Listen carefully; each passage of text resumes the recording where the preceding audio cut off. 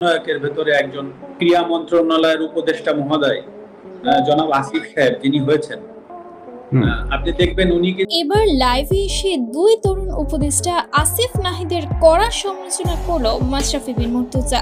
বিদেশি সাংবাদিকদের সামনে ইংরেজিতে কথা বলতে পারেনি এই দুই উপদেষ্টা, যেটা রাষ্ট্রের জন্য চরম লজ্জাজনক বলে মনে করছে মাশরাফি।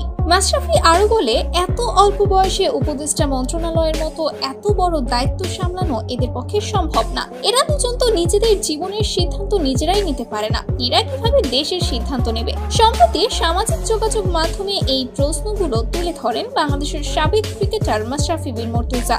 2019 সালের সংসদ নির্বাচনে আওয়ামী লীগের নেতৃত্বে নড়াইলের সংসদ সদস্য হন মাশরাফি বিন মুর্তজা। তখন থেকেই খেলাধুলা ছেড়ে রাজনীতিতে চলে যান এই সাবেক ক্রিকেটার। গত 5 জুলাই কোটা আন্দোলনের মাধ্যমে শেখ হাসিনার পতন হলে পরবর্তীতে অন্তর্বর্তীকালীন সরকার গঠিত হয়। ডক্টর ইউনূসের নেতৃত্বে গঠিত এই সরকারের জায়গা হয় দুই কোটা সমন্বয়ক আসিফ মাহমুদ এবং নাহিদ ইসলামের। তারপর থেকেই নবনির্বাচিত এই উপদেষ্টাদের সম্পর্কে নানা ধরনের প্রশ্ন উঠে আসে মিডিয়া পাড়ায়। অনেকেই তাদের যোগ্যতার তুলনা করে তাদের উপদেষ্টা হিসেবে মেনে নিতে পারছে না। আর এবার তাদেরকে নিয়ে মুখ খুলেছে বাংলাদেশের সাবেক ক্রিকেটার মাশরাফি বিন মুর্তজা।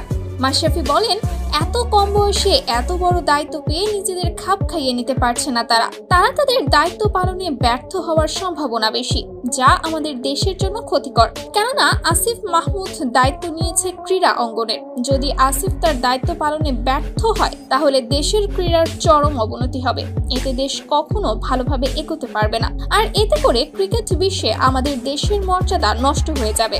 তাই মাশরাফি দাবি তুলেন, খুব দ্রুত আসিফ মাহমুদকে ক্রীড়া মন্ত্রণালয়ের মতো এত বড় পদ থেকে বরখাস্ত করা হোক, যাতে আমাদের দেশের ক্রীড়া অঙ্গন ক্ষতিগ্রস্ত না হয়। অন্যদিকে মাশরাফির এই মন্তব্য নিয়ে চরম পক্ষপাতিত্ব হচ্ছে। কেউ কেউ মাশরাফির কথায় সায় দিলেও অনেকেই বলছে তারা তাদের স্থানে যোগ্য হিসাবে নিজেদের প্রমাণ করবে।